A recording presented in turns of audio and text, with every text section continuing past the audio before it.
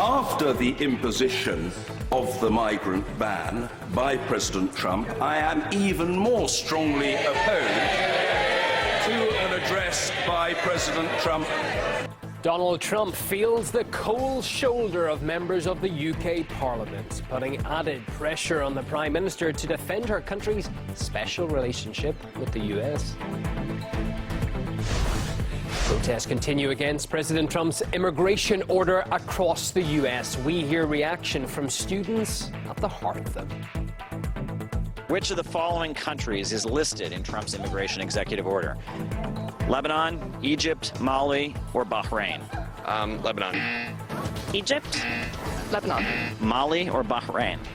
Oh, I don't know those countries.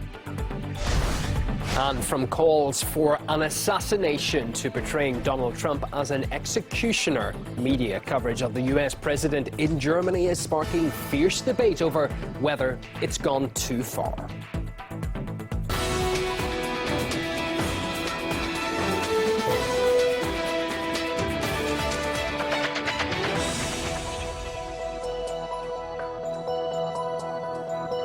Live from our International News Centre in Moscow, this is RT. I'm Ewan O'Neill. Welcome to the programme.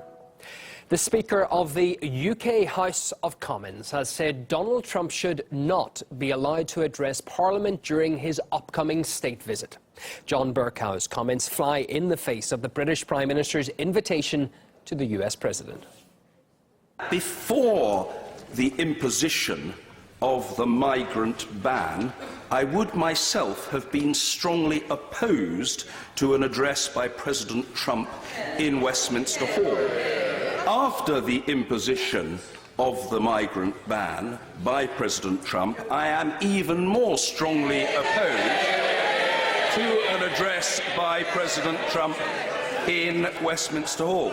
The United States is a close ally of the United Kingdom. We have that special relationship between us.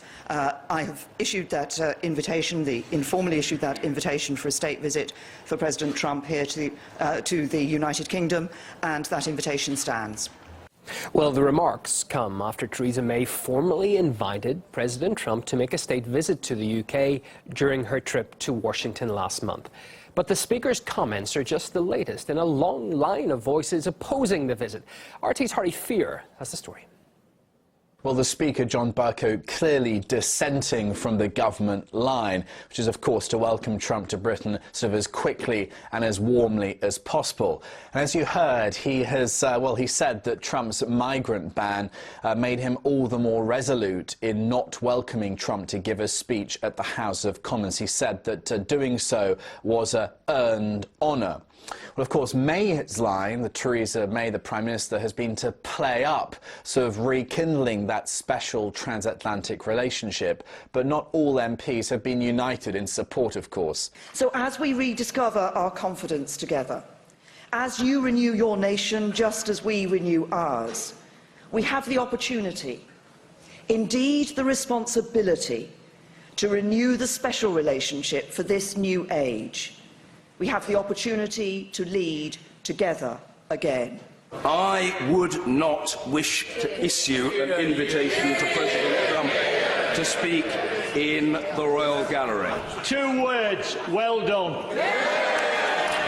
Mr. Speaker, have you noted the deep concern that's been expressed by members from across the House regarding the potential offering of the honour of a speech to both Houses of Parliament in Westminster Hall or indeed elsewhere in the Palace of Westminster?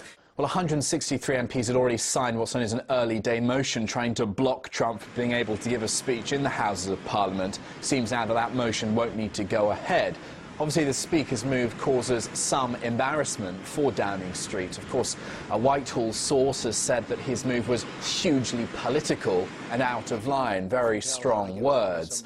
But some, though, are suggesting that Trump wouldn't want to be seen giving a speech in the sort of traditional institution and establishment that is the Houses of Parliament, because he wants to still be seen as sort of anti-establishment.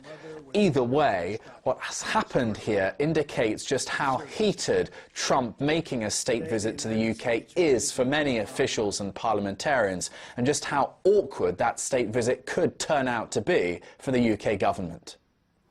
Well, political commentator Adam Gurry told us the Speaker's intervention will create problems for the British government in its dealings with Washington.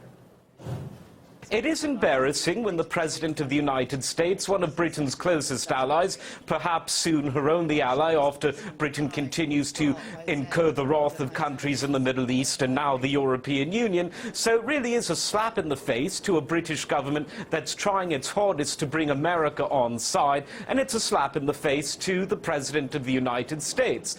There's going to need to be a lot of behind-the-scenes damage control. Trump will probably have a state visit. There's no doubt about that. But in terms of Parliament, he may be invited to speak to a group of parliamentarians, some sort of subcommittee, some sort of special interest. So he'll speak to the parliamentarians that want to hear him, and it will be a formal invite to Parliament in all but name. And as resistance surrounding Trump's travel ban continues in the US, White House representatives say they have confidence in the strategy. We're not rethinking the strategy at all. The President has huge discretion to protect the safety of the American people and our nation's institutions with respect to who can come into this country. Well, today, the U.S. Federal Appeals Court will hear arguments over whether to restore President Trump's temporary travel ban for people from 7 Muslim-majority countries. The executive order has become the most controversial policy of his 2-week-old administration, sparking mass protests across the U.S.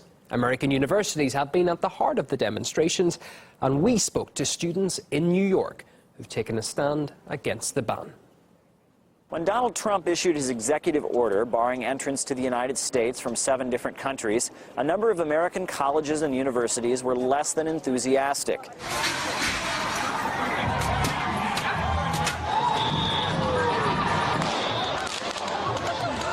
NYU is one of 600 colleges and universities that signed a letter to the U.S. Department of Homeland Security expressing concerns over the ban. We decided to find out how students feel. A mistake of comical proportions. Terrible idea. I think it's probably unconstitutional and also racist. I think it's wrong for him to tell people that they're not allowed here or that they don't belong here. Yeah, I mean, I still can't believe it. I'm angry. That's generally speaking, I'm really, really angry and sad and heartbroken. I think Trump's a nuts, and he's going to leave it in his hands. He's going to get a lot of people hurt, a lot of people killed. I think it's really bad, and I'm concerned about my fellow students who are affected by the ban. Well, I'm a Muslim immigrant myself, so I don't agree with that. I mean, I know that a lot of courts are declaring it unconstitutional. How much do these students actually know about Donald Trump and his policies? Which of the following countries is listed in Trump's immigration executive order? Lebanon, Egypt, Mali, or Bahrain? Lebanon. Actually, no. It's Libya. Crap. Yeah, I screwed. Actually, Egypt? Lebanon. Mali or Bahrain? Oh, I don't know those countries. Egypt. Nope. Bahrain. Lebanon. Nope. Egypt. None of those. You're correct. Very good. It was a trick question. There's a lot of Muslim-majority countries that weren't in the ban, like Indonesia and Turkey and stuff. Have you heard about that? No, this is news. This is really news. From what I gathered, any Muslim-majority country, he really had it out for them. Yes, there's no real love for Donald Trump on the college campuses these days. There's also not much knowledge of basic facts either. Caleb Maupin, RT, New York.